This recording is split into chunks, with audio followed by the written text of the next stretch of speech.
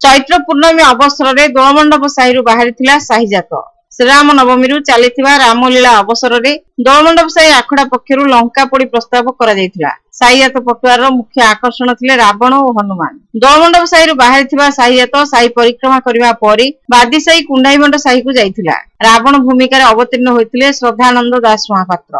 रावणर ठाणी माणी वीरवाद्यर ताले ताले नृत्य और चाहाणी दर्शक मान मुग्ध करथिला। मर्दल महुरी और तेलिंगी बाजा ताल रावण नृत्य करथिले। लंकापोड़ी नीतिर मुख्य नायक हनुमान भूमिकार अभिनय करथिले गदाधर दास। रावण और हनुमान सहित साहीजात पटुआर मेढ़ सप्तशिरा नवशिरा त्रिशिरा दुर्गा मेढ़ काली मेढ़ सामिल होइथिले।